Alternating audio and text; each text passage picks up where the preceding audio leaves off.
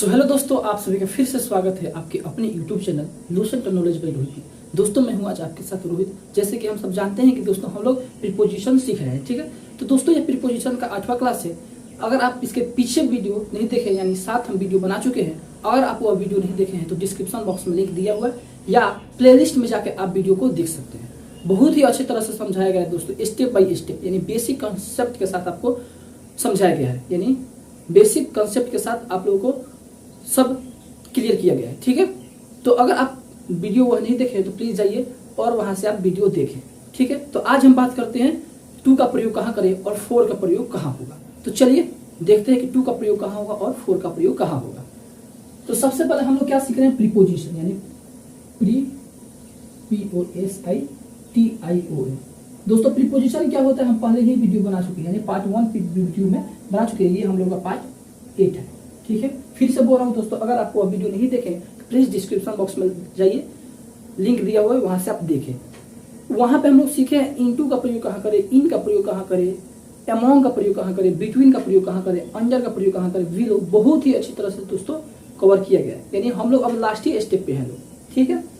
तो पहले बात करें यानी 2 का प्रयोग कहाँ होगा और 4 का प्रयोग कहाँ होगा, ठीक है।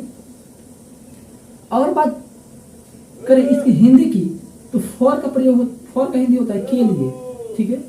के लिए क्या कोई स्थान के लिए भी यानी लगता है 2 का प्रयोग, यानी 4 का प्रयोग, यानी स्थान के भाव में, ठीक है, यानी कारण के भाव में, ठीक है। तो चलिए हम ज्यादा नहीं देखते हैं, यानी के लिए ही रहने दे रहे हैं, ठीक है। और जैसे ही आप कुछ पढ़ता है तो हम लिखें, यानी मान लीजिए कि 2 वहां पे लगेगा, 2 किसी 2 यानी नाउन, यानी ये दोस्तों 2 जो है नाउन के साथ आता है, ठीक है। 2 जो है 2 दोस्तों ये नाउन नहीं वर्ब के साथ है, VERB, ठीक है। यानी 2 वर्ब के साथ जोड़ता है, ठीक है, यानी वर्ब को 2 जोड़ता है। और 4 की बात करें दोस्तों तो ये नाउन या प्रोनाउन को जोड़ता है, ठीक है। 2 की बात करें तो 2 वर्ब को जोड़ता है और 4 की बात करें तो 4 दोस्तों नाउन या प्रोनाउन को जोड़ता है। जैसे की बात करें यानी 2 जैसे गो, कम, रीड, यानी ये सब वर्ब है, तो ये सब जोड़ता है, यानी वर्ब को जोड़ता है। और प्रोनाउन दोस्तों जैसे ही, सी, आई, वी, ये सब दोस्तों प्रोनाउन होंगे, ठीक है। या राम, यानी ये नाउन हो गया, पटना, ठीक है, ये सब दोस्तों नाउन हो गया। अगर बात करें कि वर्ब क्या है तो दोस्तों जिस शब्द के अंत में ना जुट जाए तो वह वर्ब में आ जाता है, ठीक है। दुनिया का कोई भी दोस्तों शब्द है उसके अंत में ना, जैसे कि यानी जा प्लस ना, ठीक है, तो ये हो गया जाना, समझे। खा प्लस ना यानी खाना, यानी दोस्तों ये ना जुट गया तो जिस शब्द के अंत में ना जुट जाएगा तो वो शब्द क्या हो जाएगा, वर्ब हो जाएगा, ठीक है। यानी पढ़ना, पढ़ प्लस ना पढ़ना, यानी उसमें ना जुड़ गया। तैर प्लस ना तैरना, यानी वही सब वर्ब होगा। तो चलिए हम एक एक उदाहरण लेके समझते हैं कि 2 का प्रयोग कहाँ होगा और 4 का प्रयोग कहाँ होगा, ठीक है। तो चलिए हम इसको थोड़ा मिटाते हैं।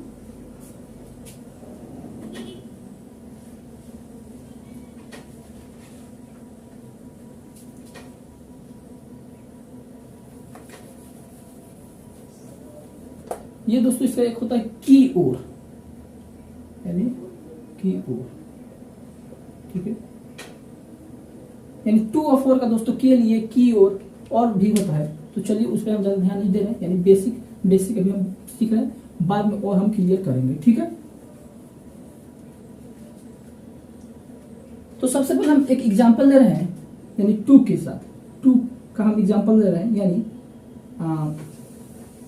मैं बाजार जा रहा हूं, ठीक है। मैं बाजार जाऊं, सिंपल सेंटेंस ले रहे हैं, मैं बाजार जा रहा हूं। तो दोस्तों यहाँ क्या हुआ, मैं जाना क्या हुआ, यहाँ पे जाना वर्ब हुआ, तो वर्ब के साथ क्या होगा, 2 जुटेगा, ठीक है। तो देखिए लिख रहे हैं, यानी मैं बाजार जा रहा हूं, ठीक है। मैं बाजार जा रहा हूं तो इसका होगा translation, I am going to market, समझे। यानी जो ये है, यानी ये गोइंग क्या है, यहाँ पे वर्ब है, तो वर्ब को जोड़ने के लिए दोस्तों 2 का प्रयोग हम करते हैं, ठीक है। या हम दोस्तों एक छोर से दूसरे छोर की भी ओर जाएंगे ना, यानी मान लीजिए ये छोर से ये छोर की ओर जाएंगे, यानी यहाँ से हम यहाँ जाएंगे, तो इस कंडीशन में भी हम दोस्तों टू का ही प्रयोग करते हैं। जैसे कि इस दरवाजे से लेकर उस दरवाजे तक, ठीक है, इस दरवाजे से लेकर उस दरवाजे तक, तो इसका ट्रांसलेशन होगा, यानी पहला एग्जाम्पल, ये दूसरा एग्जाम्पल, यानी इस दरवाजा से इस दरवाजा से उस दरवाजा तक, उस दरवाजा तक, ठीक है। तो इसके पास होगा यानी door to door, door to door, समझे, यानी इस दरवाजे से लेकर उस दरवाजा, यानी डोर टू डोर, ठीक है। तो चलिए एक और हम एग्जांपल लेते हैं और अच्छे से हम समझते हैं, ठीक है। तो चलिए यहीं पे आ जाएगा, यानी सीता पढ़ने जा रही है, सीता पढ़ने जा रही है, ठीक है। तो देखते हैं, सीता पढ़ने क्यों जा रही है, क्यों लिखिए थोड़ा सिंपल, थोड़ा क्यों जा रही है, ठीक है। सीता पढ़ने क्यों जा रही है, तो इसका ट्रांसलेशन होगा दोस्तों, क्यों है तो पहले वाई, ठीक है, वाई डज सीता ना, क्यों जा रही है तो why is Sita, why is Sita going to read, why is Sita going to read, going to read, ठीक है, यानी why is Sita going to read, ठीक है, सीता क्यों पढ़ने जा रही है, समझे दोस्तों। हम लोग टू के एग्जाम्पल लेकर समझ गए दोस्तों, हम तीन ही एग्जाम्पल लिए हैं, तो ये मत समझिएगा कि हम तीन ही ले, अपने मन से जितना हो सके तो सोचिए और उसको अपने खुद से ट्रांसलेशन कीजिए, ठीक है। और दोस्तों प्रीपोजिशन के बाद हम टेंस का ही बात करेंगे, ठीक है, जो दोस्तों 5 to 10th, ठीक है, 5 to 10th के बीच में ये होगा, ठीक है। बेसिक से समझेंगे दोस्तों कि यानी सिंपल सेंटेंस क्या होता है, निगेटिव सेंटेंस क्या होता है, इंट्रोगेटिव सेंटेंस क्या होता है, पूरे अच्छे से हम समझेंगे, ठीक है। ये प्रीपोजिशन के बाद आएगा। तो जैसे ही प्रीपोजिशन दोस्तों खत्म होता है तो हम टेंस लाएंगे। तो दोस्तों टू का आप लोग समझ गए टू का यूज कहाँ कहाँ होगा। तो चलिए अब हम देखते हैं फॉर का यूज कहाँ कहाँ करें, ठीक है। तो देखते हैं, तो हम इसको पहले अब मिटा लें।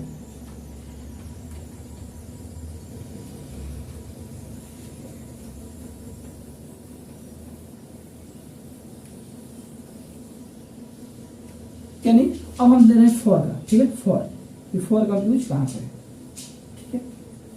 तो फॉर के लिए जैसे कि आप जानते हैं के लिए होता है, यानी की ओर, यानी मैं आपकी ओर आ रहा हूँ, ठीक है, मैं आपकी ओर आ रहा हूँ, ठीक है, या मैं यह काम आपके लिए कर रहा हूँ, ठीक है, मैं यह काम आपके लिए कर रहा हूँ। तो चलिए देखते हैं ट्रांसलेशन क्या होता है इसका। यानी पहला एग्जांपल है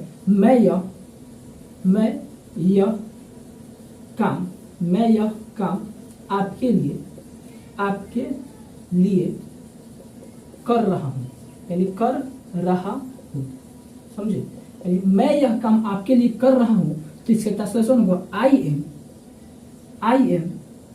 वर्किंग, ठीक है, या डूइंग वर्क, यानी मैं यह काम आपके लिए कर रहा हूँ, तो आई एम वर्किंग या I am doing work, I am doing, sorry वहां पे थोड़ा मिस्टेक हुआ, यानी I am doing this work, यानी मैं यह काम आपके लिए कर रहा हूँ। तो आई एम कर रहा हूँ के लिए डूइंग, अब कौन सा काम, तो यह काम, तो दिस वर्क, ठीक है, दिस वर्क, ठीक है। अगर दोस्तों यहाँ पे यह नहीं होता तो यहाँ पे हम केवल वर्क भी लिख सकते थे, ठीक है। तो मैं यह काम आपके लिए कर रहा हूँ, तो I am doing this work for you, ठीक है, समझे, मैं यह काम आपके लिए कर रहा हूं, तो I am doing this work for you. चलिए दूसरा एग्जांपल लेते हैं तो और अच्छे से समझ में आएगा। यानी यह कलम आपके लिए है, ठीक है, यह कलम आपके लिए है। तो देख रहे हैं ट्रांसलेशन, यानी यह कलम आपके लिए है, ठीक है, यह कलम आपके लिए, तो this pen,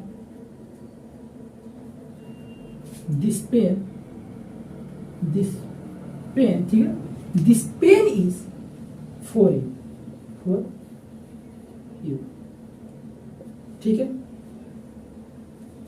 this pen is for you, ठीक है दोस्तों।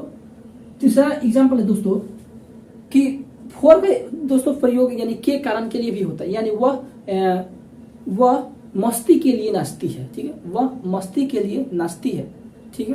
तो चलिए एक ये ट्रांसलेशन लेते हैं, हम सेंटेंस लेते हैं, यानी सीता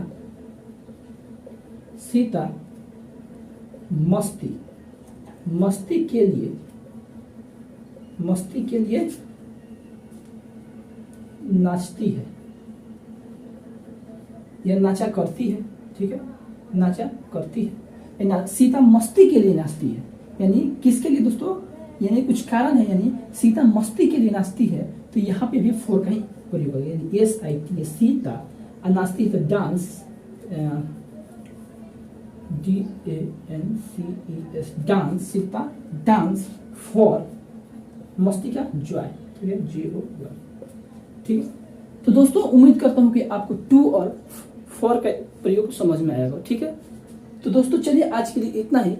और हाँ दोस्तों, अगर आपको यह वीडियो अच्छा लगता है तो प्लीज कमेंट में बताएं, ठीक है। और दोस्तों ज्यादा से ज्यादा अपने दोस्तों के बीच शेयर करें, जिससे कि आपके दोस्त भी कुछ सीख सके। तो चलिए फिर मिलते हैं अगले नेक्स्ट वीडियो में, तब तक दोस्तों आप सभी को धन्यवाद।